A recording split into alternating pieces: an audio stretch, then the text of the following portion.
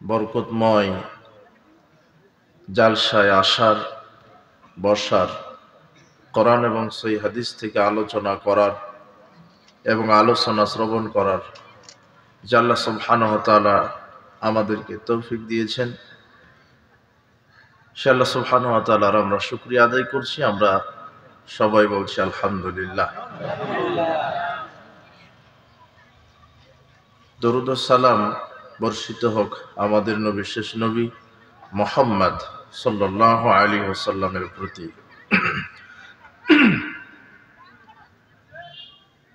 আমরা আজকের এই গভীর রাত হয়ে গেছে, সংক্ষিপ্ত সময়ে আলোচনা করব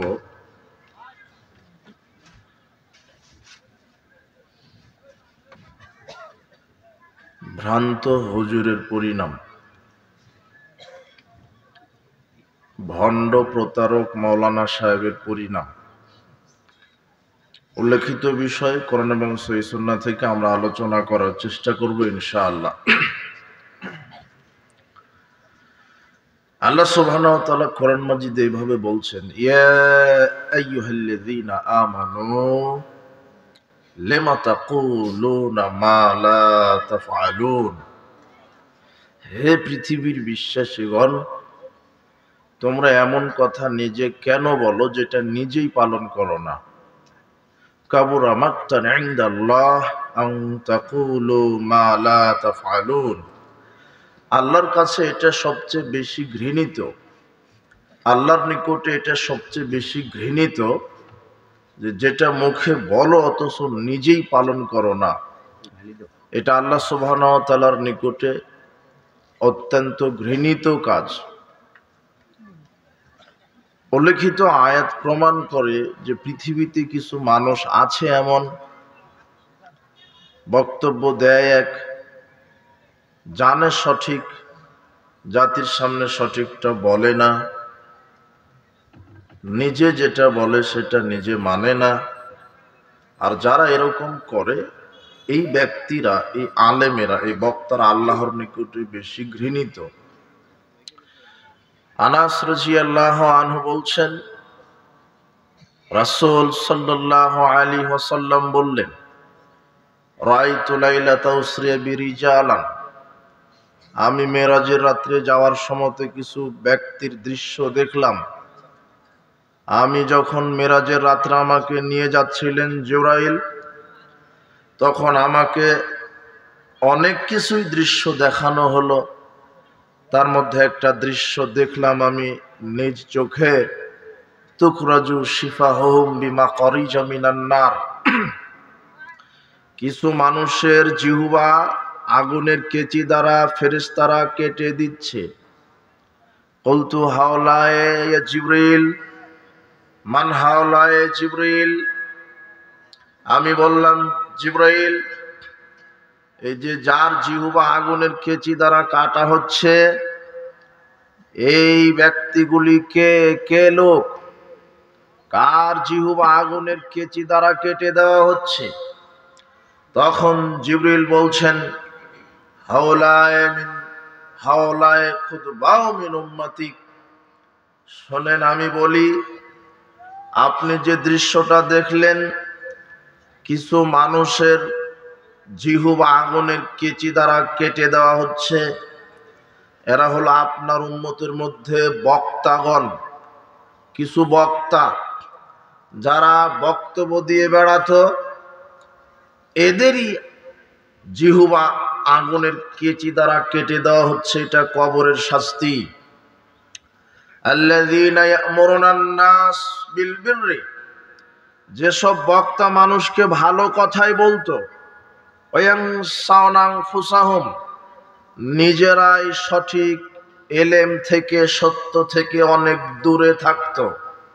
ওয়াহুম ইয়াতলুনাল কিতাব, অথচ তারা কোরআন হাদিস পড়তো, কিন্তু তারা কোরআন হাদিসের ব্যাপারে গাফেল। উল্লেখিত হাদিস, রাসূল সাল্লাল্লাহু আলাইহি ওয়াসাল্লাম সাহাবীদেরকে বলছেন, শোনো সাহাবীগণ, আমাকে মেরাজের রাত্রে যে ঘটনা দৃশ্য দেখানো হলো, আমি অবাক হলাম। তার একটা দৃশ্য, কিছু মানুষের জিহ্বা আগুনের কেচি দ্বারা কেটে দেওয়া হচ্ছে। আমি বললাম এরা কারা?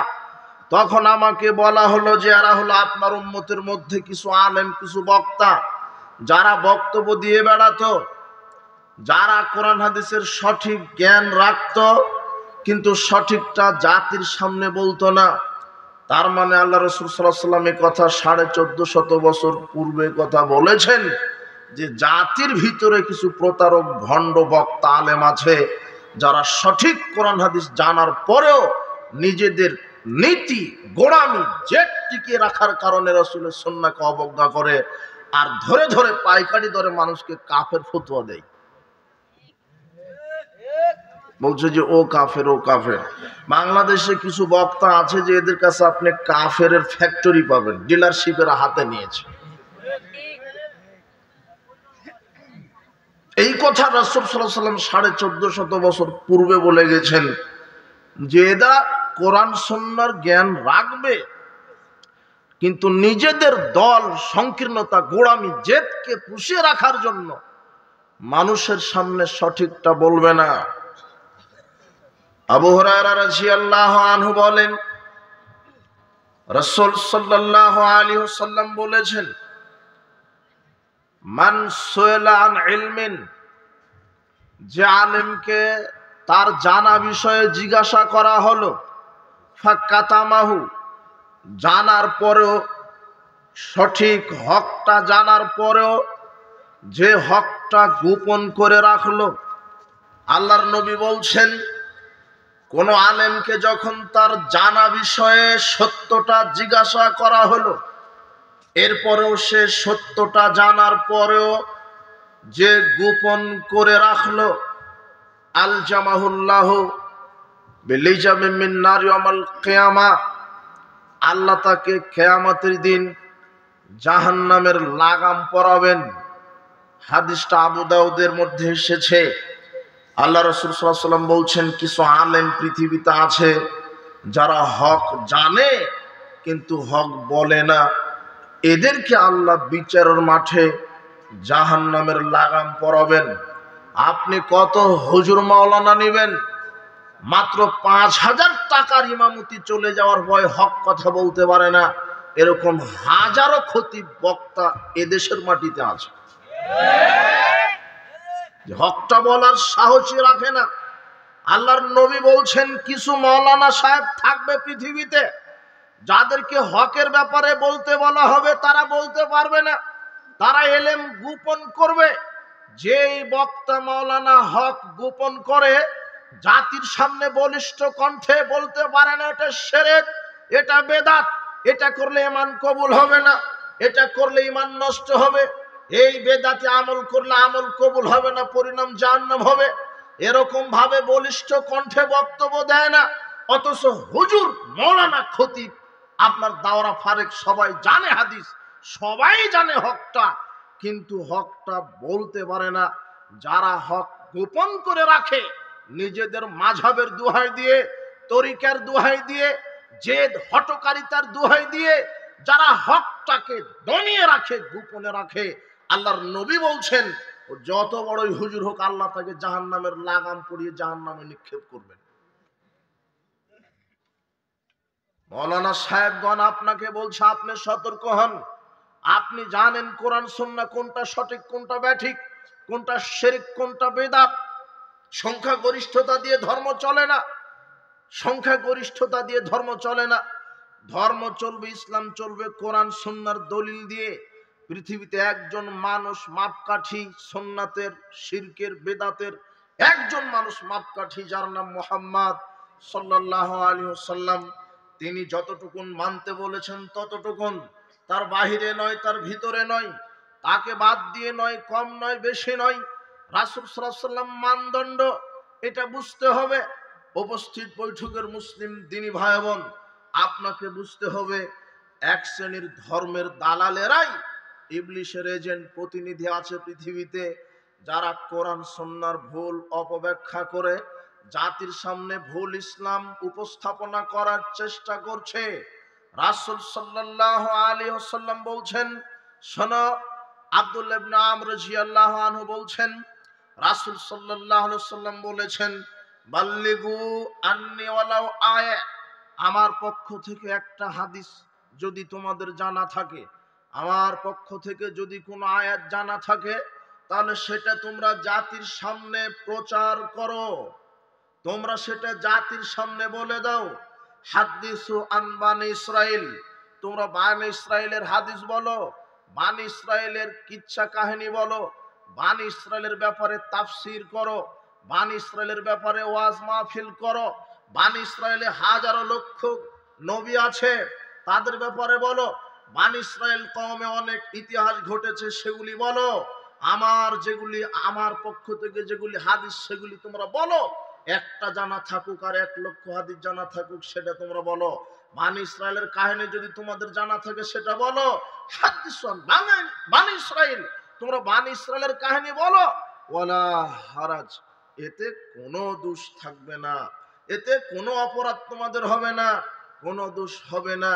মান কাযাবা আলাইয়া মুতাআম্মিদান ফালিয়াতাবাওয়া মাকাদাহু মিনান নার। তবে শুনে রাখো হে জাতি, আমি এই জাতির আমার উম্মতের আলেম ওলামা আমার উম্মতকে বলে যাচ্ছি, যারা কোরআন হাদিস বলতে গিয়ে আমার নামে মিথ্যা হাদিস জাতির সামনে বলবে, আমার উপরে মিথ্যা অপবাদ দিবে, আমার নামে হাদিস বলবার বলবে এটা রাসূল বলেছেন অথচ আমি বলিনি, তাহলে সে যত বড়ই হুজুর হোক তার থাকার জায়গা হবে জাহান্নাম। এ কথাই চূড়ান্ত, এ কথাই চূড়ান্ত। আপনার হুজুর যে হাদিস বলছে সেটা যদি রাসূল সাল্লাল্লাহু আলাইহি ওয়াসাল্লাম থেকে প্রমাণিত না হয়, তাহলে আপনার ওই মাওলানা সাহেবের থাকার জায়গা কোথায়? জাহান্নাম। হাদিস বুখারী। এজন্য মাওলানা সাহেব আপনি সাবধানতার সাথে জাতির সামনে বলেন, যতটুকুন সুন্নাহ প্রমাণ হয় হাদিস দ্বারা প্রমাণ হয় ততটুকুন বলেন, অযথা জাতির সামনে মিথ্যা কথা বলেন না।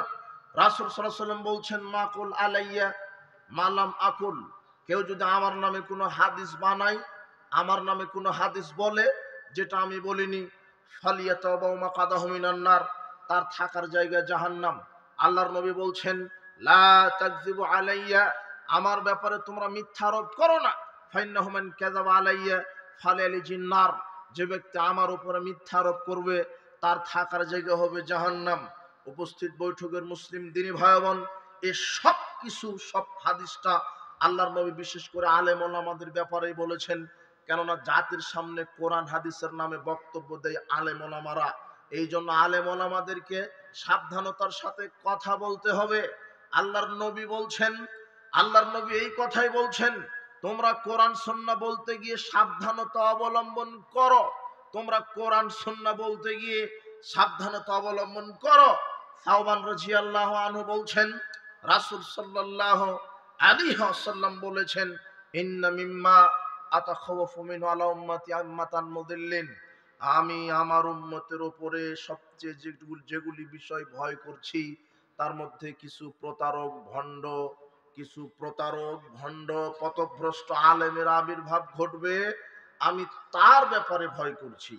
আমি আমার উম্মতের অনেক বিষয় নিয়ে ভয় করেছি, পুরুষের উপরে সবচেয়ে ফিতনা হবে নারী, এই ব্যাপারে আমি সতর্ক করলাম। মানুষ দুনিয়াবি বিষয়ে বেশি প্রতিযোগিতা করবে, দুনিয়া পরকাল ভুলে যাবে, এই বিষয়ে আমি সতর্ক করে দিলাম। আর আমি মানুষ জেনা ব্যভিচার প্রতিযোগিতা করবে, জেনা ব্যভিচারে পশু পাখি যেভাবে জেনায় লিপ্ত হয়, গরু ছাগল যেভাবে রাস্তাঘাটে জেনায় লিপ্ত হয়, নারী পুরুষ যুবক যুবতী অপসংস্কৃতি পালন করতে গিয়ে ওইভাবে জেনায় লিপ্ত হবে, এটা আমি ভয় করছি। তার মধ্যে সবচেয়ে যেটা ভয় করি, মানুষের ঈমান নষ্ট করবে, আমলকে বরবাদ করে দিবে, একজন আলেম আবির্ভাব হবে, সেগুলি পথভ্রষ্ট আলেম।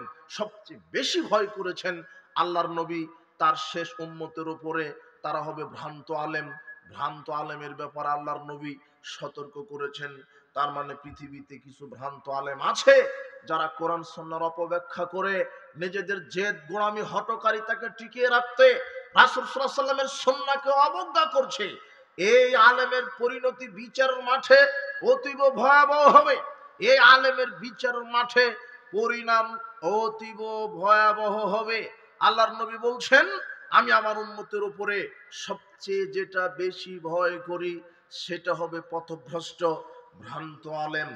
আবু হুরায়রা রাদিয়াল্লাহু আনহু বলেন, রাসূল সাল্লাল্লাহু আলাইহি ওয়াসাল্লাম বললেন, ইন্না আওয়ালান নাস ইউযা আলাইহি ইয়াউমাল কিয়ামাতি রাজুলুন উস্তুশহিদা। বিচারের মাঠে আল্লাহর কাঠগড়াতে প্রথমে যাকে নিয়ে যাওয়া হবে সে হবে শহীদ। শহীদকে আল্লাহর সামনে উপস্থিত করা হবে। শহীদকে উপস্থিত করার পরে আল্লাহ তাকে তার জীবনের সব নেয়ামত স্মরণ করিয়ে দিবেন। ফারাফাউ নি'মাহু, তার নিয়ামতগুলি আল্লাহ স্মরণ করিয়ে দিবেন। স্মরণ করিয়ে দেওয়ার পরে বলবেন, মা আমিলতা ফিহা, হে শহীদ তুমি কি আমল করে আজকে আমার কাছে এসেছ? তখন শহীদ বলবে, আল্লাহ কাতালতু ফিক, আমি আপনার জন্য জিহাদ করেছি, শহীদ হয়েছি। হাত্তাও শহীদতু, আমি অবশেষে শহীদ হয়েছি। আমি আল্লাহর রাস্তায় জিহাদ করেছি, অবশেষে আমি শহীদ হয়েছি। আল্লাহ, আমি আপনার দ্বীনকে কায়েম করার জন্য জিহাদ করেছি, অবশেষে শহীদ হয়েছি। তখন আল্লাহ বলবেন, কাযাবতা, তুমি মিথ্যা বলছো। ইন্নাকা, নিশ্চয়ই তুমি, লিউকালা জারিয়ুন, তুমি এই জন্য জিহাদ করেছো যাতে মানুষ তোমাকে বড় বাহাদুর বলবে। নিয়ত ছিল মানুষ তোমাকে বড় বাহাদুর বলবে। ফাকাত কিলা, মানুষ এটা বলেছিল। ফামাউমিরা বিহি ফাসহাবা আলা ওয়াজহি হাত্তা উলকিয়া ফিন্নার। আল্লাহ ফেরেশতাদেরকে বলবেন, এই শহীদকে মাথার নিচের দিকে দিয়ে, দুই পা উপরের দিকে দিয়ে জিহ্বার মাধ্যমে হাঁটিয়ে জাহান্নামে নিক্ষেপ করো। আল্লাহ প্রথম যাকে জাহান্নামে দিবেন সে হবে শহীদ, কাফের নয়। বুঝেননি মনে হয় কথা? প্রথম যাকে জাহান্নাম দিবেন সে কে? শহীদ। সে কাফের, মুনাফিক, মুশরিক নয়, সে হলো শহীদ, যা আল্লাহর রাস্তায় জিহাদ করেছে। কিন্তু নিয়তটা ছিল মানুষকে খুশি করার জন্য, আল্লাহকে খুশি করার জন্য নয়। দ্বিতীয়, এইবার রাজুলুন আল্লামাহুল্লাহুল কোরআন ওয়া আল্লামাহু ওয়া ক্বারাল কোরআন। দ্বিতীয় ব্যক্তিকে উপস্থিত করা হবে, সে হলো আলেম মানুষ, কোরআনের আলেম, কোরআনের হাফেজ, কোরআন জানে, কোরআনের উপরে পাণ্ডিত্য অর্জন করেছে। ও বড় কারি সাহেব, একে তো আলেম, একে তো কারি, একে তো হাফেজ। এমন হাফেজ, কারি, মাওলানা, বক্তা, হুজুর, বুজুর্গানে দিন, পীর, এদেরকে বিচারের মাঠে উপস্থিত করে ফারাফাউ নিমাতাহু, তাদের নিয়ামত স্মরণ করিয়ে দেওয়া হবে। এই যে আমি তোমাকে হাফেজ বানিয়েছিলাম, আল্লাহ বলবেন আমি তোমাকে কোরআনের উপরে আলেম বানিয়েছিলাম, বড় ডিগ্রি নিয়েছো তুমি। কত ডিগ্রি তোমার? এই হাটহাজারি, দেওবন্দি, মাদানি, ফারেক, অমুক, আপনার প্রিন্সিপাল, এই সেই, কত ডিগ্রি তোমার ছিল। তুমি তো কারি, তুমি তো মৌলানা, তুমি তো মুহাদ্দিস, তুমি তো মুফাসসির, অনেক ডিগ্রি তোমার ছিল, তুমি তো বড় ডিগ্রিধারী। এগুলি মনে হচ্ছে না? তখন বলবে, জি আল্লাহ, আমার মনে হচ্ছে আপনি আমাকে এই এই নিয়ামত দিয়েছিলেন। আমার কেরাত ছিল সুন্দর, আমি তেলাওয়াত করতাম সুন্দর, আর আমি বক্তৃতা দিতাম সুন্দর, সব মনে হচ্ছে। তখন আল্লাহ বলছেন, ফামা আমিলতা ফি, তুমি কি করেছো এগুলো নিয়ামত দিয়ে আমাকে একটু বলো তো। তখন মাওলানা সাহেব বলবে, আলেম বলবে, তাআল্লামতুল ইলমা ওয়া আল্লামতু ওয়া ক্বারাতু ফিকাল কোরআন। আল্লাহ, আমি নিজে ইলম অর্জন করেছি, আমি মানুষকে ইলম শিক্ষা দিয়েছি, আমি কোরআন কারি ছিলাম, বড় কারি। তখন আল্লাহ বলবেন, কাযাবতা, তুমি তো মিথ্যা বলছো, তুমি মিথ্যা বলছো, তুমি মিথ্যা বলছো আমার সামনে। কেন?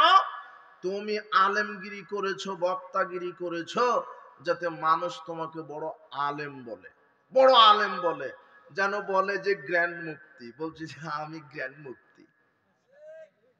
অবাক, ওকে কেউ ডিগ্রি দেয়নি, ও নিজে জোর করে বলছে যে আমি মনে করি গ্র্যান্ড মুফতি। ও দুনিয়াতেই বাহাদুরি, বিচার মাঠে নগদ 1450 বছর পূর্বে আল্লাহর নবী এই হাদিস বলেছেন। আল্লাহ বিচারের মাঠে বলবেন যে তুমি তো নিজেকে বড় বক্তা মনে করতে, আলেম, ডিগ্রিধারী মনে করতে, ও দুনিয়াতেই জাহির করছে যে আমি গ্র্যান্ড মুফতি, আমি অমুক, আমি বড় মাওলানা, আমি এই। দেখেন এই যে ফখর করছে, এই যে কি অহংকার করছে, এই হুজুর, এইরকম এক শ্রেণীর হুজুর, মাওলানা, মুহাদ্দিস, কারি, হাফেজ, এদেরকে বিচার মাঠে আল্লাহ ধরে বলবেন যে তুমি মিথ্যা বলছো, তুমি ডিগ্রি অর্জন করেছো মানুষ যাতে তোমাকে বড় মুহাদ্দিস বলে, মানুষ যাতে করে বলে তোমাকে বড় আলেম। তুমি কারি সাহেব সেজেছিলে, সুন্দর ভঙ্গিতে কোরআন তেলাওয়াত করেছিলে, মানুষ যাতে তোমাকে বড় বড় বড় কারি ফাকাত কিলা, আরে বলেও ছিল তোমাকে, মানুষ বলেও ছিল তোমাকে সুমমেরাবি ফাসহিব আলাজিয়াতুল কাফিন্নার। তখন আল্লাহ বলবেন, এই ফেরেশতারা, এই হাফেজকে ধরো, এই বক্তাকে ধরো, এই মুফাসসিরকে ধরো, এই আলেমকে ধরো, একে উল্টা মুখে টানতে টানতে জাহান্নামে নিক্ষেপ করো।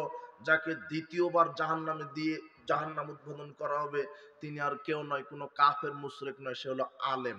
কাকে দিয়ে জাহান্নাম উদ্বোধন হবে? আলেম। তার মানে এক শ্রেণীর আলেম পৃথিবীতে আছে। এই আলেমই হলো ভ্রান্ত ভণ্ড প্রতারক আলেম, যারা জাতির সামনে চ্যালেঞ্জ করে যে এই হলো সেই হলো। বলছে যে যদি কেউ ৮ রাকাত তারাবি দেখাতে পারে তাহলে ২০ লক্ষ টাকার চ্যালেঞ্জ। অথচ তারাবি শব্দটা হাদিসেও নেই, কোরআনেও নেই। অবাক। আবার তোমার হুজুর এত প্রতারণা দিচ্ছে, প্রতারক। ও বলছে যে ২০ রাকাত তারাবি, ৮ রাকাত তাহাজ্জুদ। একেবারে নগদ গাঁজাখুরি কথা। পৃথিবীর কোন হাদিসের কিতাবে নাই যে ২০ রাকাত তারাবি, ৮ রাকাত তাহাজ্জুদ। তোমার হুজুরকে শয়তান ওটা ওহী করে বলে দিয়েছে। শয়তান ওহী করেছে। শয়তান যে ওহী করে এটাও আল্লাহ কোরআনে বলে দিয়েছে। আপনি একটু ধৈর্য ধরেন, আপনাকে আজকে বুঝে উঠতে হবে যে বাংলাদেশের মাটিতেই হাজারো ভণ্ড প্রতারক মাওলানা আপনাকে প্রতারণা দিয়ে যাচ্ছে। আজকে এটা বুঝে উঠতে হবে যে সঠিক ইসলাম কি আর প্রতারণার শহীদ ইসলাম কি। আপনি একটু ধৈর্য ধরেন।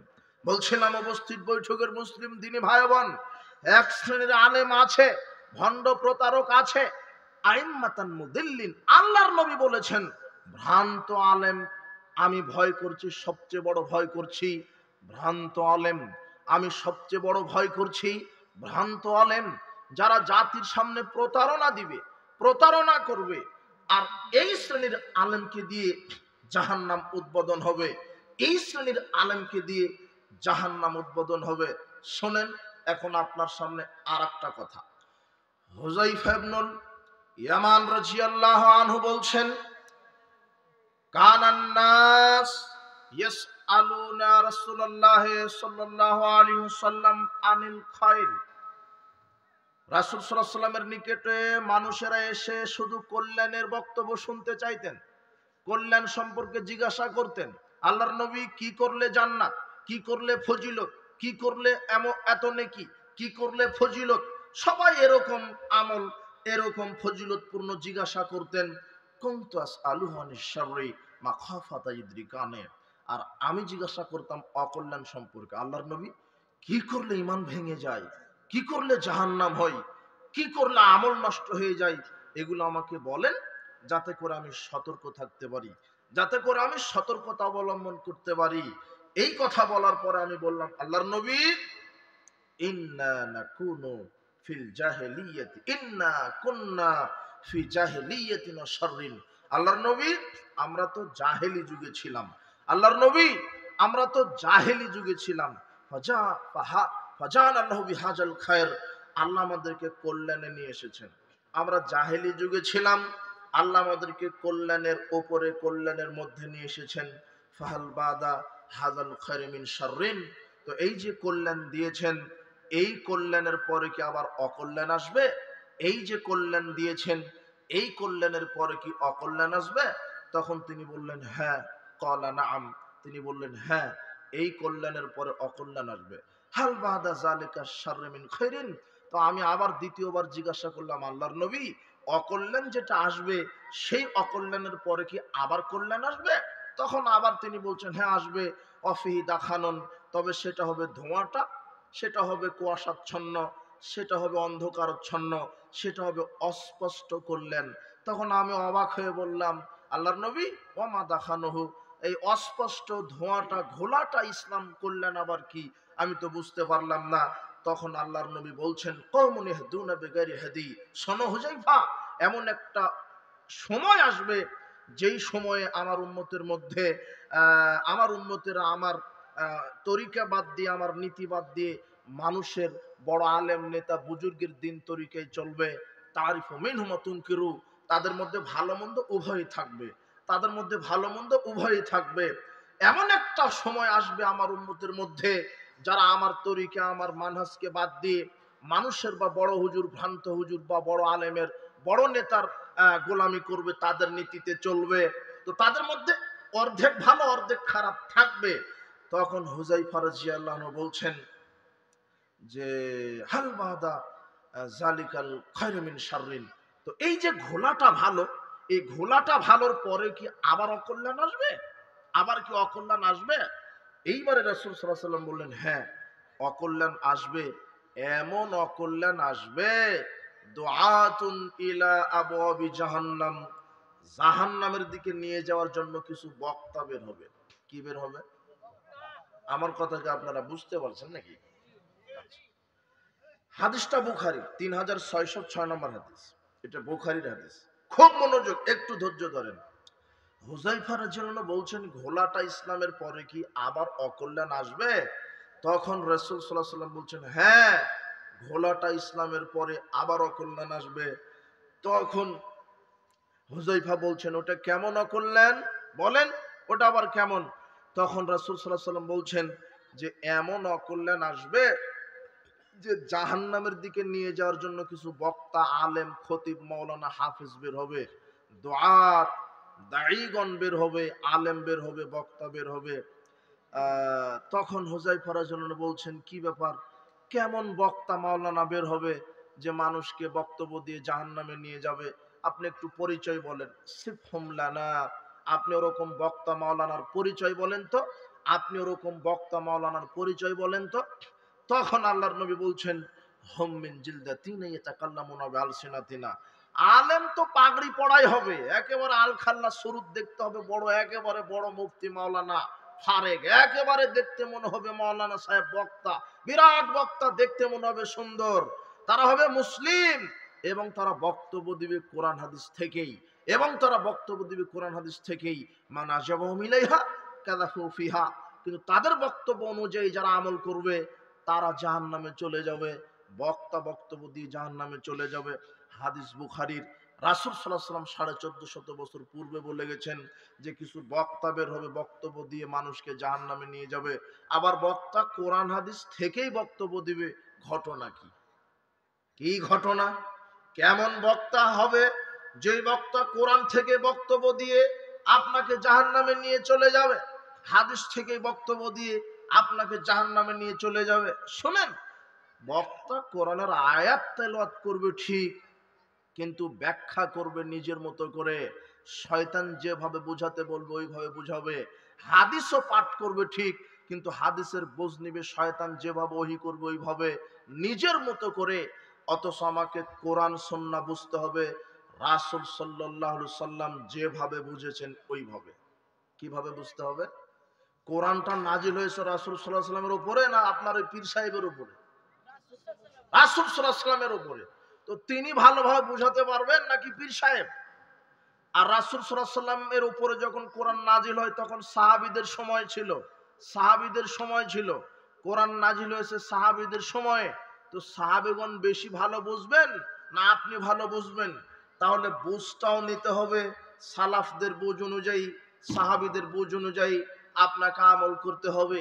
উপস্থিত বৈঠকের মুসলিম দিনী ভাই বোন, এই হাদিস প্রমাণ করে কিছু বক্তা, কিছু আলেম আছে যারা জাতির সামনে বক্তব্য দিয়ে, ভুল ভাল ভ্রান্ত বক্তব্য দিয়ে, বেদাতি শিরকি মানহাজের উপরে বক্তব্য দিয়ে মানুষের ঈমানকে চুরি করছে, মানুষের ঈমানকে নষ্ট করে এরা জাহান্নামের দিকে নিয়ে যাচ্ছে। এরকম পথভ্রষ্ট আলেম থেকে আপনাকে বিরত থাকতে হবে। এরকম পথভ্রষ্ট আলেম থেকে আপনাকে বিরত থাকতে হবে।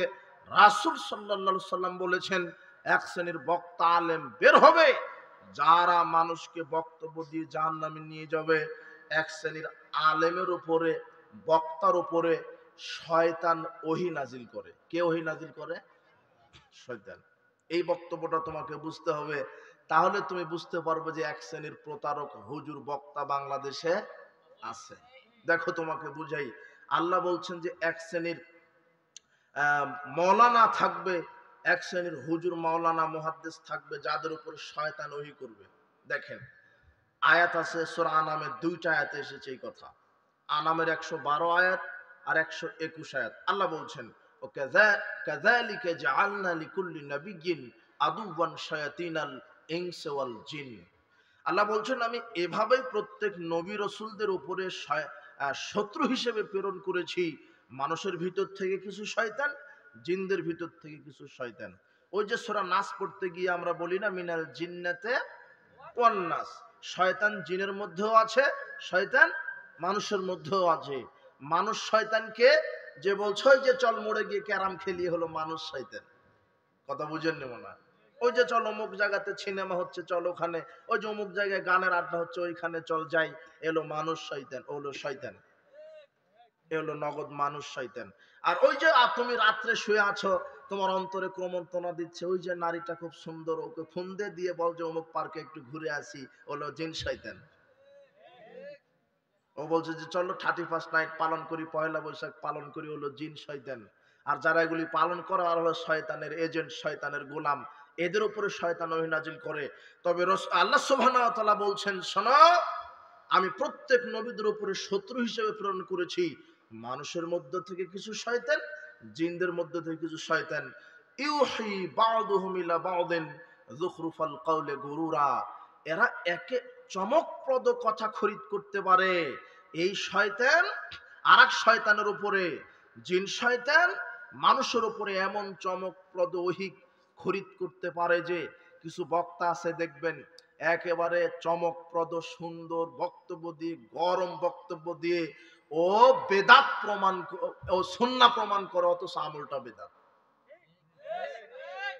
চমকপ্রদ, একেবারে চ্যালেঞ্জিং, কয়েকটা ইংরেজি ঝেড়ে দিবে, কয়েকটা আরবি ঝেড়ে দিবে, কয়েকটা ডিগ্রি বলে দিবে, এমন চমকপ্রদ একটা বাক্য খরিদ করে আপনাকে বলবে এটাই করতে হবে, অথচ তার দলিলই নেই।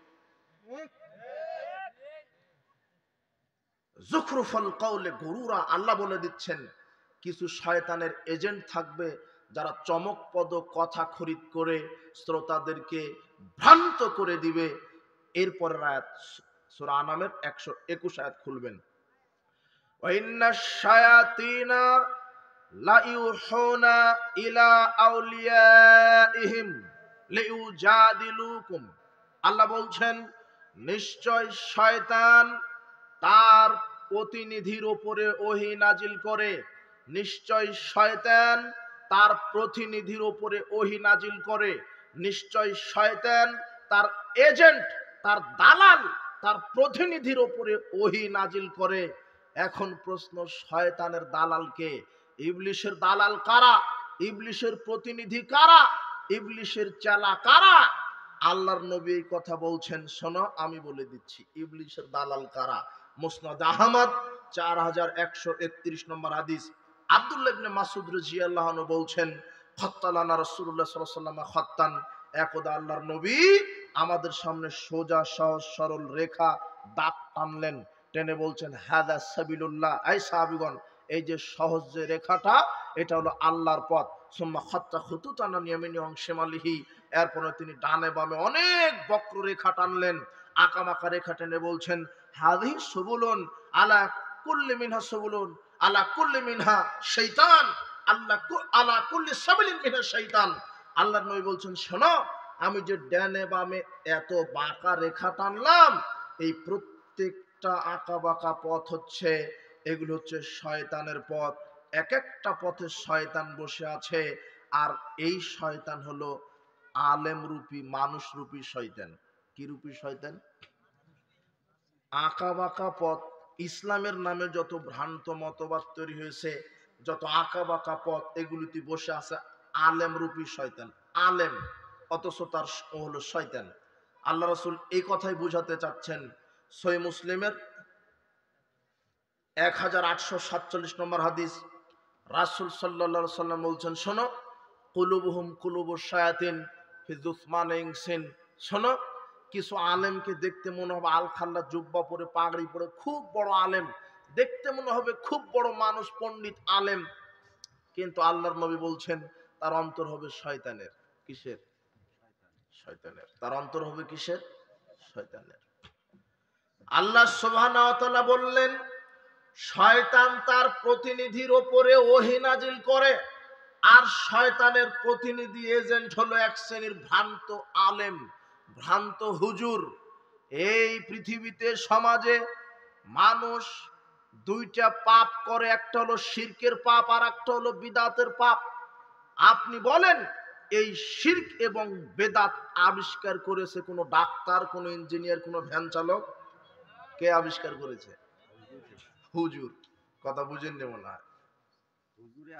হুজুরই আবিষ্কার করেছে যে কবরে সেজদা দিলে পীর সাহেব তোমার 14 গোষ্ঠী কল্যাণ করে দিবে, কবরে তোমার ওই মানত করলে তোমার বালা মুসিবত দূর হয়ে যাবে। এটা হুজুরেরই ফতোয়া। আচ্ছা, হুজুরকে বললো কে যে তুমি জনগণকে বলো যে মাজারে মানত করলে 14 গোষ্ঠী কল্যাণ পায়? বলেন তো কে ওহী নাজিল করলো? শয়তান। এজন্য শয়তানকে বলে দিল হুজুরের উপরে, ভ্রান্ত হুজুর, ভ্রান্ত আলেম, ভ্রান্ত বক্তার উপরে শয়তান ওহী নাজিল করে বলে দিল যে মাজার খানকা পূজা করো, পীরের সুপারিশ ছাড়া জান্নাত নাই, দরগা খানকায় মানত করলে বালা মুসিবত কেটে যায়, অথচ বালা মুসিবত দিতে পারে আল্লাহ, বালা মুসিবত থেকে উদ্ধার করতে পারে আল্লাহ। পীরের পড়া পানি খেলে পেটে বাচ্চা আসে, এটা শয়তান বলছে। আলেমই বলছে এক শ্রেণীর খানকাওয়ালা, খানকার পাগড়িওয়ালা, টুপিওয়ালা, আলখাল্লা পড়া জুব্বাওয়ালারাই এই খানকা নামক, কবর নামক মাজার, এই শিরকের ফ্যাক্টরির মাধ্যমে এরা বাংলাদেশের হাজার লক্ষ কোটি মুসলমানের ইমানকে চুরি করছে। এরাই হলো ইতিহাসের সবচাইতে ইন্টারন্যাশনাল বড় ইমান চুরা। কে বলেছে আপনাকে গরু চুর, ও চুর, ও ছোট মোটো চুর? সবচেয়ে বড় চুর যারা মানুষের ইমান চুরি করছে, আল্লাহ সবচেয়ে বড় চুর এরা। আর আপনাকে কে বলল যে ওই যে রাতে টেন্ডারবাজি করছে, লাঠি দিয়ে আর একজনের ব্যাগ কেড়ে নিচ্ছে, ছিনতাই করছে? ওরা ছিনতাই, ঠিক আছে, ওটা ছিনতাইকারী, তবে ছোটখাটো ছিনতাইকারী। যে টেন্ডারবাজি করে একজনকে মেরে দিচ্ছে, একজনকে ওই বাড়ি মেরে মাথা ফাটিয়ে দিচ্ছে, সম্পদ আত্মসাৎ করছে, ওরাও ঠিক আছে, টেন্ডারবাজির সন্ত্রাস। কিন্তু ইতিহাসের সবচেয়ে বড় সন্ত্রাস কে জানো?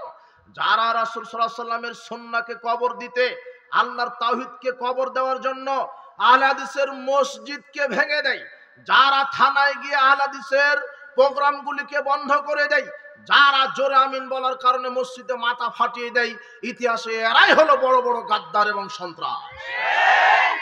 কে বলেছে তোমাকে ওই রাস্তায় যারা মারামারি করো সন্ত্রাস? কে বলেছে তোমাকে? ও ছোট সন্ত্রাস। সবচেয়ে বড় সন্ত্রাস যে মসজিদ ঘর ভেঙে দেয়। আপনি কি পাগল নাকি? আরে মসজিদ ভাঙবে কেন? ওরা আল্লাহর ঘর। ও যদি থাকে, ও বাংলাদেশের নাগরিক, আমি আহলে হাদিস সালাফি, আমিও বাংলাদেশের নাগরিক। একজন হিন্দু যদি কথা বলতে পারে আমি মোহাম্মদ, আমি আব্দুল্লাহ, আমি ইব্রাহিম, আমি আকবর বিন আবেদ, আমিও বাংলার জমিনে শিরক বেদাতের বিরুদ্ধে কথা বলতে পারি। হিন্দু কথা বললে আমি পারবো না কেন? খ্রিস্টান কথা বললে আমি পারবো না কেন? আমি এই দেশের সরকারকে ট্যাক্স দিই। সব কি কাপুরুষ হয়ে গেলেন? মসজিদ ভেঙে দেয় মানে, মসজিদের জোরে আমিন বলার কারণে বাহির করে দেয় মানে? তুমি দেখাও তো বেটা, পৃথিবীতে কোন আহলে হাদিস মসজিদ থেকে একজন মাযহাবিকে বের করে দেওয়া হয়েছে? তার মানে আহলে হাদিসেরাই নিরীহ, নির্যাতিত। আর যারা জেদ, গোলামি, হটকারিতা দেখে রাসূলের সুন্নাহকে কবর দেয়, এরাই হলো উগ্রবাদীরা। মাথা ফাটায় কেন? মসজিদ পুড়ে দেয় কেন? মাদ্রাসা বন্ধ করে দেয় কারা? যারা এই এক শ্রেণীর বিদাতি, এরাই। আর এদের উপরে শয়তান ওহী নাজিল করে বলে যে আহলে হাদিসকে ঠেকাও, আহলে হাদিসের প্রোগ্রাম বন্ধ করো, আহলে হাদিসের মসজিদ ভেঙে দাও। এদের উপরে শয়তান ওহী নাজিল করে আহলে হাদিসকে কাফের ফতোয়া দাও, আহলে হাদিসকে ইহুদি খ্রিস্টানের দালাল বলো। এই যে মাওলানা বলছে আহলে হাদিস হলো ইহুদির দালাল, এর উপরে ওহী নাজিল করেছে কে? সাবধান। আমি যে আমলটা করব, কোরআন সুন্নাহ অনুযায়ী আমল করতে হবে। হুজুর যত বড় হোক, আলখাল্লা পাগড়ি যত বড় হোক, ডিগ্রি দিয়ে ধর্ম নয়, হুজুর দিয়ে ধর্ম নয়, স্থান কাল দিয়ে ধর্ম নয়। ধর্ম কোরআন এবং সহিহ হাদিস দিয়ে, ধর্ম একজন ব্যক্তি দিয়ে, যার নাম মুহাম্মদ সাল্লাল্লাহু আলাইহি ওয়াসাল্লাম। দলিল নাই, তুমি গায়ের জোরে কথা বলো কেন? শোনো, আল্লাহর কাছে আমি দোয়া করি, আমরা দোয়া করি, আল্লাহ পৃথিবীতে মুসলিম জাতি আজকে নির্যাতিত, কুফরি শক্তি, কুফরির রাষ্ট্রগুলো সব এক, মুসলিমদেরকে বিভ্রান্ত করছে এক শ্রেণীর শয়তানেরা। এই মুসলিম উম্মাহকে তুমি ঐক্যবদ্ধ হওয়ার তৌফিক দান করো। মুসলিমরা যেদিন ঐক্যবদ্ধ হবে, আর আকীদা মানহাজের উপরে ঐক্যবদ্ধ, ওটাই মূল ঐক্যবদ্ধ। বেদাতের সাথে কোনোদিন আপোষ হয়ে ঐক্যবদ্ধ হওয়া যায় না, শিরকের পক্ষে আপোষ হয়ে কোনোদিন ঐক্যবদ্ধ হওয়া যায় না। শিরক বিদআত কবর দিতে হবে, তাওহীদ সুন্নাহকে লালন করতে হবে। আজকে কোরআন এবং সহিহ সুন্নাহ মানার কারণে আজকে পৃথিবীতে আহলে হাদিস পরিবার, আহলে হাদিস যুবক, আহলে হাদিস যুবতী, আহলে হাদিস মানুষ নির্যাতিত। এমনকি পরিবার থেকে পিতামাতা ত্যায্য পুত্র করছে, সমাজ তাকে অবহেলা করছে, সমাজ তাকে অপবাদ দেয়, সমাজ তাকে তাচ্ছিল্য করে, সমাজ তাকে অপবাদ দেয়, সমাজ তাকে বলে ইহুদি খ্রিস্টানের দালাল। অপরাধ কি? সব কোরআন সুন্নাহ মানে তাই। মসজিদ থেকে বাহির করে দেয়। অপরাধ কি? সব কোরআন হাদিস মানে তাই। মসজিদ থেকে তাকে মাথা ফাটিয়ে দেয়। অপরাধ কি? সব রাসূলের হাদিস অনুযায়ী আমল করে তাই। তাকে অপবাদ দেয়। অপরাধ কি? সব কোরআন সুন্নাহ মানে সালাফদের নীতিতে চলে, এটাই অপরাধ। আমরা এদেরকে সান্ত্বনা দেওয়ার জন্য বলি, ভাই তোমাকে পিতা মাতা তোমাকে তাড়িয়ে দিয়েছে, সমাজ তোমাকে অপবাদ দেয়, তোমার মসজিদে জায়গা হয় না, মাদ্রাসায় স্থান হয় না, প্রোগ্রাম বন্ধ করে দেয়, তুমি নির্যাতিত। আল্লাহর নবী এই কথা বলেছেন, ইন্না মিন ওয়ারাইকুম জামানা সাবরিন। শোনো সাহাবীগণ, আমার শেষ উম্মতেরা আমার সুন্নাহর উপরে আঁকড়ে থাকার কারণে তাদের উপর নির্যাতন করা হবে। আজকে সুন্নাত যারা মানে, রাসূলের সুন্নাহ যারা মসজিদ মাদ্রাসা স্কুল কলেজে মানে, তারা নির্যাতিত হচ্ছে না? আল্লাহর নবী এই কথাই বলছেন, ধৈর্যের যুগ আসবে, আমার একটা সুন্নাহ মানার কারণে তাদেরকে গালি দিবে, তাদের উপরে মারধর করা হবে, তাদের উপরে কেস করা হবে, তাদেরকে ত্যায্য পুত্র করবে। এমনও ইতিহাস আছে যে স্ত্রী সহি হাদিস মানে স্বামী তাকে তালাক দিয়েছে, স্বামী কোরআন সুন্নাহ সহি হাদিস মানে তাই স্ত্রী বলছে তোমার সাথে থাকবো না। স্বামী স্ত্রী বাদ হয়ে যাচ্ছে, পিতা তার ছেলেকে ত্যায্য পুত্র করছে, সে কোরআন সুন্নাহর ইস্যুতে। ছেলে কোরআন সুন্নাহ মানে, বাপ সুন্নাহ মানে না, বেদাতের উপর আমল করে। এরকম ভাবে কত নির্যাতন হচ্ছে, কত মানুষ ঘরহারা হচ্ছে, কত মানুষের উপরে নির্যাতন করা হচ্ছে, মসজিদ পুড়িয়ে দেওয়া হচ্ছে, মাদ্রাসা বন্ধ করা হচ্ছে, প্রোগ্রাম বলি বন্ধ করা হচ্ছে। এরা নির্যাতিত। যারা কোরআন সুন্নাহ মেনে চলবে তারা নির্যাতিত হবে, কথাই ঠিক। কেন? আল্লাহ বলছেন প্রত্যেক যুগে নবী রাসূলদের উপরে সমাজ সংস্কারকদের পিছনে আমি শত্রু রেখেছিলাম। শত্রু থাকবেই, কিন্তু আমাকে ধৈর্য ধারণ করে হকের উপরে টিকে থাকতে হবে। রাসূল সাল্লাল্লাহু আলাইহি ওয়াসাল্লাম বলছেন, শেষ জামানায় কেউ যদি আমার একটা সুন্নাতের উপর আমল করে, কি? সূরা ফাতিহা শেষে জোরে আমিন বলতে হবে, এটাই সুন্নাত। ঈদের সালাত 12 তাকবীর আদায় করতে হবে, এটাই সুন্নাত। পিতামাতা মারা গেলে পিতামাতার জন্য সাদগায়ে জারিয়া দিতে হবে, এটাই সুন্নতি নিয়ম। 40 মিলাদ, কিয়াম, চেহলাম এগুলি বেদাত। আপনার হালুয়া রুটি বেদাত। আমি টাকা দিয়ে ফিতরা কেন আদায় করব? মুহাম্মদ সাল্লাল্লাহু আলাইহি ওয়াসাল্লাম 1450 বছর পূর্বে বলেছেন, সম মিন তাম। আমি প্রত্যেক মুসলিম নারী পুরুষ ছোট বড় দাস দাসী স্বাধীন সবার উপর আমি একসা খাদ্য দ্রব্য দ্বারা ফিতরা আদায় করা আমি ফরজ করে গেলাম। রাসূল সাল্লাল্লাহু আলাইহি ওয়াসাল্লাম তার যুগেও টাকা ছিল, স্বর্ণরৌপ্য দিরহাম দেনার ছিল, তারপরও তিনি বলে গেছেন খাদ্যদ্রব্য দ্বারা, যেই দেশের যেই খাদ্য প্রধান সেই খাদ্যদ্রব্য দ্বারা ফিতরা আদায় করতে হবে, খাদ্যদ্রব্য দিয়েই ফিতরা আদায় করতে হবে, এটাই সুন্নাহ। আর মানুষের উপর এটা রাসূল সাল্লাল্লাহু আলাইহি ওয়াসাল্লাম ফরজ করে দিয়েছেন। কাজে আমি যতদিন বেঁচে থাকবো ততদিন খাদ্যদ্রব্য দ্বারা ফিতরা আদায় করব। আমি যতদিন বেঁচে থাকবো ততদিন সূরা ফাতিহা প্রত্যেক সালাতে আদায় করব। যতদিন আমি বেঁচে থাকবো ততদিন সূরা ফাতিহা পাঠের শেষে আমি আমিন বলবো, আমি রাফাল আদায় করব, আমি পায়ের সাথে পা মিলাবো, আমি রাসূলের সুন্নাহ অনুযায়ী আমল করব। যেহেতু আল্লাহর নবী বলেছেন, শেষ জামানায় কেউ যদি আমার একটা সুন্নাহকে মূল্যায়ন করতে পারে, লিল মুতামাসসিকি ফি আজরু 50 শাহিদাম মিনকুম, আল্লাহ তাকে 50 জন শহীদদের সমান নেকি দিবেন। এই জন্য তুমি তোমার ওই কাফেরের ডিলারশিপ যারা হাতে নিয়েছে তাদের মুখরোচক কথা তো তুমি ভ্রান্ত হয়ে যেও না। তুমি তো ভ্রান্ত হবে তোমার বাপ দাদা নাকি খ্রিস্টান হয়ে যাচ্ছে, অবাক। কিছু খ্রিস্টান মিশনারি ঢুকেছে, ধর্ম ত্যাগ করে ফেলছে, তুমি এক জায়গাতে যাবে। তুমি নীতিতে অটল থাকো, রাসূল সাল্লাল্লাহু আলাইহি ওয়াসাল্লামের সুন্নাতের উপরে অটল থাকো, রাসূল সাল্লাল্লাহু আলাইহি ওয়াসাল্লামের নীতি বিধান মানহাজের উপরে তুমি অটল থাকো, খোলাফায়ে রাশিদার সুন্নাহ মানহাজ নীতির উপরে তুমি অটল থাকো। সারা দুনিয়া একদিকে চলে যাক, আমি রাসূল সাল্লাল্লাহু আলাইহি ওয়াসাল্লামের সুন্নাহর বাইরে যেতে পারি না। এই জন্য নির্যাতন এটা স্বাভাবিক ব্যাপার। বিগত সাহাবীদের উপর নির্যাতন হয়েছে, নির্যাতন মাথা পেতে নিতে হবে, আল্লাহর কাছে দোয়া করতে হবে। বলছিলাম উপস্থিত বৈঠকের মুসলিম দিনী ভাই বোন, যারা সমাজে শিরক বেদাতের আবিষ্কারক, এরা কোনো ডাক্তার, ইঞ্জিনিয়ার নয়, ভ্যান চালক নয়। এরা এক শ্রেণীর আলেম, নামধারী, টুপিওয়ালা, দাড়িওয়ালা, আলখাল্লা, পাগড়িওয়ালা হুজুর, যারা ধর্মের নামে ধর্মের ভিতরে শিরক ঢুকিয়েছে, বেদাত ঢুকিয়েছে। আর এই শিরক বেদাতের মাধ্যমেই মানুষের ঈমানকে চুরি করছে আর আমলকে এরা নষ্ট করে দিচ্ছে। এরা, এই জন্য আপনাকে সাবধান হতে হবে। উপস্থিত বৈঠকের মুসলিম দিনী ভাই বোন, রাত গভীর হয়েছে, আপনাকে বোঝাতে চাচ্ছি যে আল্লাহ কোরআনে বলেছেন কিছু আলেম ভ্রান্ত হবে। রাসূল সাল্লাল্লাহু আলাইহি ওয়াসাল্লাম বহু হাদিসে বলেছেন ভ্রান্ত প্রতারক কিছু হুজুর সমাজে থাকবে, যারা মুখরোচক কথা বলবে, কোরআন সুন্নাত দলিল অনুযায়ী কথা বলবে না, কোনো হাদিসের ইবারত থাকবে না, এমনি কিচ্ছা কাহিনী চলবে, আর মানুষকে প্রতারণা দিয়ে যাবে। আর এই শ্রেণীর হুজুর দিয়ে জাহান্নাম উদ্বোধন হবে, আলেম দিয়ে জাহান্নাম উদ্বোধন হবে। আলেমেরই জিহ্বা আগুনের কেচি দ্বারা কাটা হবে। যারা সঠিক জানার পরে সঠিকটা বলে না, এদের জিহ্বা কি কেচি দিয়ে কাটা হবে? আগুনের কেচি দ্বারা।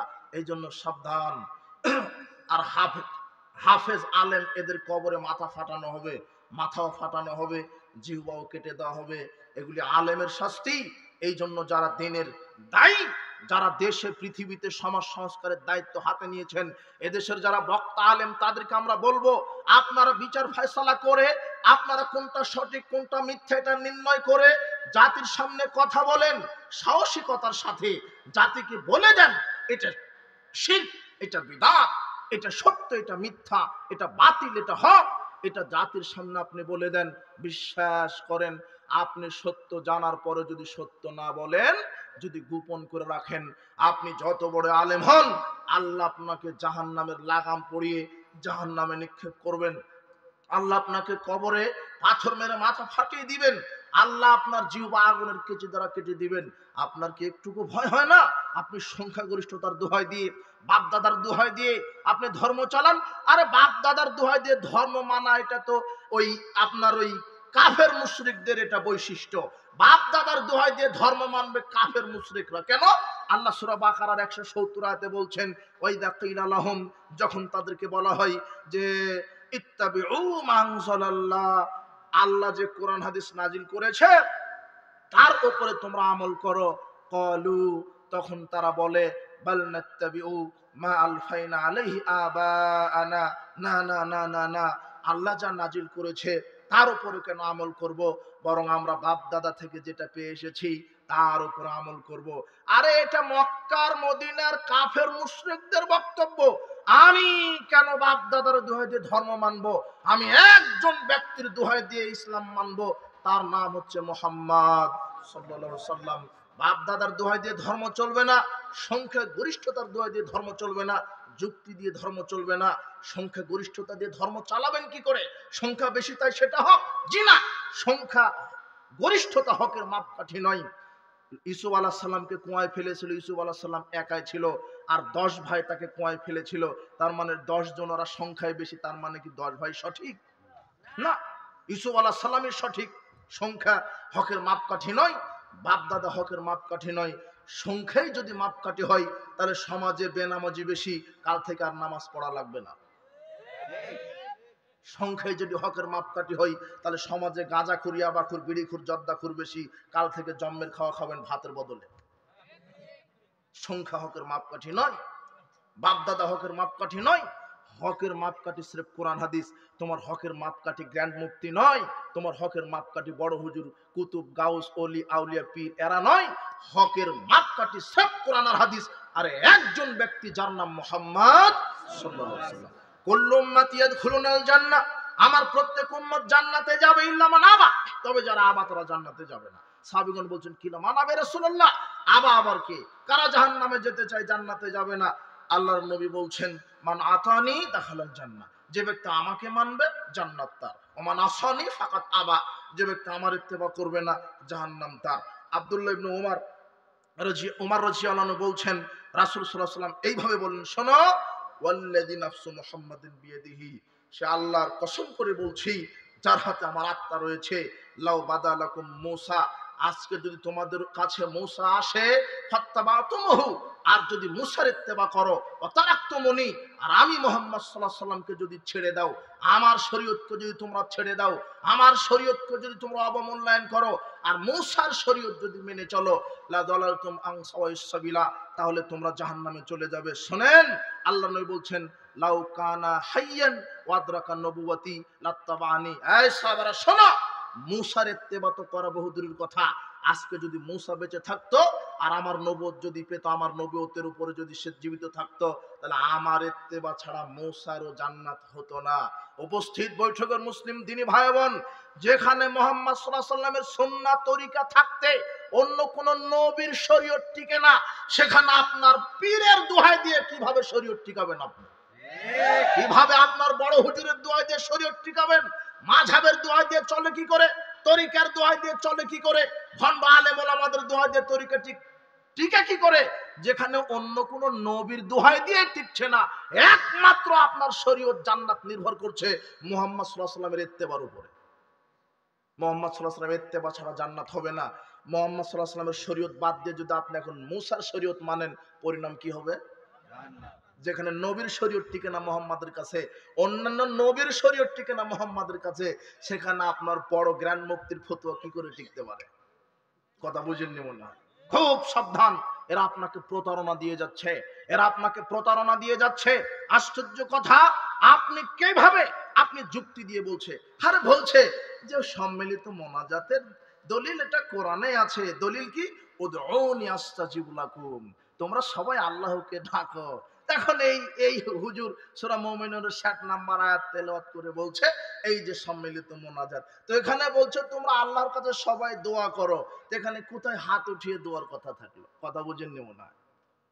তোমার হুজুরে আবার চ্যালেঞ্জ করছে, যে এই যে চ্যালেঞ্জ করছে তোমার হুজুর মোনাজাতের পক্ষে। শোনেন, আমরা মোনাজাত নিষেধ করিনি। মোনাজাত ব্যক্তিগত ব্যাপার, মোনাজাত নিজের ব্যক্তিগত ব্যাপার। রাসূল সাল্লাল্লাহু আলাইহি ওয়াসাল্লাম বলছেন, ইন্নাল্লাহা কারিয়ুন হাইয়ুন কারীমুন, আল্লাহ তোমাদের আল্লাহ লজ্জাশীল দাতা, তোমাদের আল্লাহ লজ্জাশীল দাতা। ইস্তাহি, তিনি খুব লজ্জাবোধ করেন বান্দা যখন তাকে ডাকে দুই হাত উত্তোলন করে, রাফা ইয়াদাইহি, দুই হাত উত্তোলন করে ডাকে যখন, তখন আল্লাহ লজ্জায় পড়ে যান। কি লজ্জা পড়ে যান? আয়ারুদ্দাহুমা সিফরান, তার খালি হাত ফেরত দিতে লজ্জাবোধ করেন। তার মানে কেউ যদি আল্লাহর কাছে হাত তুলে দোয়া করে, আল্লাহ তার দোয়া কবুল করবেই করবে, আজ হোক আর কাল হোক। কেন? তিনি লজ্জায় পড়ে যান, আহা আমার বান্দা হাত উঠিয়েছে আর আমি তার ডাকে সাড়া দিব না। তার মানে হাদিস ঠিক আছে, হাত তুলে দোয়া করেন, তো তার মানে কি এই আসসালামু আলাইকুম রাহমাতুল্লাহ, আসসালামু আলাইকুম রাহমাতুল্লাহ, বেহাক্কে লা ইলাহা ইল্লাল্লাহ, এটা তো প্রতারণা দিলেন। এটা আবার কি দোয়া করলেন? এটা কি কোনো দোয়ার ঢং হলো? না রাসূল সাল্লাল্লাহু আলাইহি ওয়াসাল্লাম বা সাহাবায়ে কেরাম বা তাবিঈগণ কোনোভাবে বা সালাম ফিরিয়ে সবাইকে নিয়ে এইভাবে করেছে? মোনাজাত ব্যক্তিগত ব্যাপার। যান, আপনার বাপ তো মারা গেছে 20 বছর হলো, রাত 12টায় যান না কবরের পাশে, দুপুর 12টায় যান না কবরের পাশে, গিয়ে এইভাবে দোয়া, আল্লাহ আমার বাপকে ক্ষমা করতেই হবে, আমার বাপ গুনাহগার ছিল, মাফ করে দাও। এই হাত খালি হাত ফেরত দিতে লজ্জাবোধ করবেন, ওটা আপনার ব্যক্তিগত ব্যাপার। তাহাজ্জুদ সালাত শেষ করে আপনি এইভাবে হাত উঠিয়ে বলেন, আল্লাহ আমি অসুস্থ, আমার মা অসুস্থ, আমার পিতা অসুস্থ, আমার ছেলে পরীক্ষার্থী, আল্লাহ আমাকে রুজির ব্যবস্থা করে দাও। মোনাজাত হাত তুলে করতে হবে, এটাই ঠিক, এটা ব্যক্তিগত ব্যাপার। কিন্তু ফরজ সালাতের পরে, সভা সমিতির পরে, তাফসীর মাহফিল পরে, জালসার পরে, জানাজার পরে, দাফনের পরে সবাইকে মিলে সম্মিলিত মোনাজাত করতে হবে। আকাশের নিচে জমিনের উপরে একটা ভুয়া জাল হাদিসও পৃথিবীতে নাই। আমি আজকে রাতে থেকে যাব, তোমার হুজুর আসুক, এসে দেখা যে এই যে ক্বালা রাসূলুল্লাহ সাল্লাল্লাহু আলাইহি ওয়াসাল্লাম, রাসূল সাল্লাল্লাহু আলাইহি ওয়াসাল্লাম বলেছেন যে দাফনের পরে তোমরা সবাই মিলে হাত তুলে, একজনে হাত তুলে সবাই দোয়া করবে, আর সবাই মুসল্লি হাত তুলে আমিন আমিন বলবে। একটা জাল হাদিস পৃথিবীতে নাই। তোমার হুজুর দেখা, আসসালামু আলাইকুম রাহমাতুল্লাহ, আসসালামু আলাইকুম রাহমাতুল্লাহ, সবাই মিলে এখন হাত তুলে মোনাজাত করবে, তোমার হুজুর দেখা। এখন তোমার হুজুর সর্বশেষ না পেরে বলছে যে করা যাবে না, নিষেধের দলিল কোথায়? অবাক কথা হয়ে গেল। তো যেই জিনিস থাকে না তার তো নিষেধ থাকে না। আমি যদি বলি এই জমিটা আমার, তখন বলবে না আপনার তো দলিল দেন, এটা ঠিক আছে। এখন যদি আমি বলি এই জমির মালিক আমি নই, এখনো যদি আপনি বলেন আপনি যে জমির মালিক না, দলিল দেন। কথা বুঝেননি মনে হয়? তাহলে কি হলো? তো যেটা নাই তার তো দলিল নেই। আপনি কতদিন বাপ দাদার দোহা দিয়ে চলবেন? গাঁজুয়ারি করে, হঠকারিতা করে, জেদ করে কতদিন চলবেন? বিশ্বাস করেন, জান্নাতে যেতে আর জাহান্নাম থেকে বাঁচতে যত যা কিছু আমল আছে সব আল্লাহ রাসূল বলে দিয়ে গেছেন। এর কমও করা লাগবে না, বেশিও করা লাগবে না। আপনি সালাম ফেরানোর পরে কি করবেন? আপনি বলছেন যে আহা মোনাজাত উঠিয়ে দিল, কি করবেন? জি না, রাসূল সাল্লাল্লাহু আলাইহি ওয়াসাল্লাম অনেক আমল শিখিয়ে গেছেন। কি? তিনি বলেছেন তোমরা সালাম ফেরানোর পরে বলো আল্লাহু আকবার, আস্তাগফিরুল্লাহ, আস্তাগফিরুল্লাহ, আস্তাগফিরুল্লাহ। এরপরে বলো আল্লাহুম্মা আনতাস সালাম ওয়া মিনকাস সালাম তাবারাকতা ইয়া যাল জালালি ওয়াল ইকরাম। তারপরে ইখলাস ফালাক নাস একবার করে বলো। মাগরিবের পরে 3 বার করে বলো, ফজরের পরে 3 বার করে বলো। এছাড়া যোহর আসর এই 2 বার একবার করে বলো। এই যে ইখলাস ফালাক নাস পড়ার দলিল পাওয়া গেল। এরপরে বললেন ফরজ সালাতের পরে তোমরা সুবহানাল্লাহ 33 বার বলো, আলহামদুলিল্লাহ 33 বার বলো, আল্লাহু আকবার 34 বার বলো। এরপরে তিনি বললেন মান ক্বারাআতাল কুরসি ফি কুল্লি দুবরা সালাত, যে ব্যক্তি প্রত্যেক ফরজ সালাতের পরে আয়াতুল কুরসি একবার পাঠ করবে, লাম ইয়ামনাহু মিন দাখালিল জান্নাতিল মাউত, যে ব্যক্তি ফরজ সালাতের পরে প্রতিনিয়ত আয়াতুল কুরসি পাঠ করে, যেই নারী পুরুষ ফরজ সালাতের পরে প্রতিনিয়ত আয়াতুল কুরসি পাঠ করে, এই লোকটা মারা গেলেই কবরকে আল্লাহ জান্নাত বানিয়ে দিবেন। সুবহানাল্লাহ। তো আমল তো আছে, আল্লাহর নবী তো দিয়ে গেছেন, আপনি অযথা বাপ দাদারটা চালাচ্ছেন কেন? জি না, বাপ দাদা আপনার হকের মাপকাঠি নয়, একজন মানুষ হকের মাপকাঠি, তার নামই মুহাম্মদ সাল্লাল্লাহু আলাইহি ওয়াসাল্লাম। তিনি যেটা বলেছেন সেটাই। তিনি কি বলেছেন? আয়াতুল কুরসি। তিনি কি বলেছেন? ইখলাস ফালাক নাস। তিনি কি বলেছেন? সুবহানাল্লাহ 33 33। এইভাবে এক দরিদ্র লোক এসে বলছেন আল্লাহর নবী ধনীরা তো হজ করতে পারে, আমরা যে গরিব মানুষ ভিক্ষা করে খাই, আমরা তো হজে যেতে পারি না, আমাদের নেকি তো কম। আমরা সালাত সিয়াম আদায় করি, ধনীরাও সালাত সিয়াম আদায় করে, তো ওরা যে উমরা করতে যায় মাসে মাসে আর বছরে একবার হজ করে, ওদের তো নেকি বেশি, তা আমাদের নেকি কম। তখন আল্লাহর নবীকে আল্লাহ বলছেন তুমি এইভাবে ফকিরকে বলে দাও, দরিদ্রকে বলে দাও, যে ব্যক্তি প্রত্যেক ফরজ সালাতের পরে সুবহানাল্লাহ 33 বার, আলহামদুলিল্লাহ 33 বার আর আল্লাহু আকবার 34 বার বলতে পারবে, আল্লাহ তাকেও কবুল হজের নেকি লিখে দিবেন। হাদিস বুখারী মুসলিম, বুখারীর 843 নম্বর হাদিস। শুনেন, জান্নাতে যেতে জাহান্নাম থেকে বাঁচতে যা কিছু আমল আল্লাহর নবী দিয়ে গেছেন, এর বেশিও করা লাগবে না, কমও করা লাগবে না। কথা বুঝেননি মনে হয়? আপনি বাপ মারা গেল 40 খাওয়ালেন কেন? না রাসূল সাল্লাল্লাহু আলাইহি ওয়াসাল্লাম খাওয়িয়েছেন, না সাহাবীগণ খাওয়িয়েছেন। এখন আপনি বলবেন তো আমার বাপ মারা গেছে, করব কি? তখন আল্লাহ রাসূল সাল্লাল্লাহু আলাইহি ওয়াসাল্লাম বলে দিয়েছেন, শোনো, কারো যদি বাপ মা মারা যায়, সন্তানের 3টা কাজ। কয়টা? 3টা। এক, পিতামাতার জন্য দোয়া করবে। আল্লাহ, আর আরবি জানেন না ইংরেজি জানেন, ইংরেজিতেই বলেন। ফার্সি জানেন, ফার্সিতেই বলেন। বাংলা জানেন, বাংলাতেই বলেন। রাত 12টায় 1:30টায় উঠে বলবেন আল্লাহ আমার বাপ মারা গেছে, ক্ষমা করে দাও, জান্নাত দাও। এই যে দোয়া। 1 নম্বর করণীয় কি? দোয়া। 2 নম্বর করণীয় সাদগা, সাদগায়ে জারিয়া। মানুষ মারা গেলে 3টা আমলের নাকি যেতেই থাকে, তার একটা সাদগায়ে জারিয়া। বাপ মারা গেছে, ওযুখানা করে দেন, মুসাফিরখানা করে দেন, মসজিদ নির্মাণ করে দেন মৃত বাপের নামে, মসজিদে সালাত আদায় করবে মানুষ যত, একটা ফ্যান কিনে দেন, ফ্যান ঘুরবে যতদিন, বাপের কবরে নেকি ঘুরবে ততদিন, ফেরেশতারা নেকি লিখবে ততদিন। ইসলামের সমাধান দিয়ে গেছে, আপনি জানেন না তাই। কিন্তু আপনি যে 40 দিনে 10,000 লোককে খাওয়ালেন, তার 9,000 লোকই তো সালাত আদায় করে না। তো আপনি বেনামাজি খাওয়ালেন কেন? ও খাবে আর বলবে তরকারিতে লবণ কম হয়েছিল। ও তো দোয়াই জানে না, বলবে কি? ও তো এমনিতে অজুই জানে না, সালাত তো বহুদূরের কথা, ওকে খাওয়ালেন কেন? মানে একটু জাহির করতে চাচ্ছেন 10,000 লোককে খাওয়িয়েছি। কথা বুঝেননি মনে হয়? ওই শরীয়ত আপনাকে কে দিল? আপনি দোয়া করবেন। 1, 2 কি করবেন? সাদকায়ে জারিয়া। 3, যদি সামর্থ্য থাকে তাহলে হজ করে আসতে পারেন। কথা বুঝেননি মনে হয়? রাসূল সাল্লাল্লাহু আলাইহি ওয়াসাল্লাম 3টা সমাধান দিয়েছে মৃত পিতামাতাকে জান্নাতে নিয়ে যেতে। সুবহানাল্লাহ। আর আপনি 3টায় নাকচ করে বলছে যে খাইয়ে দাও, একেবারে খাইয়ে দাও।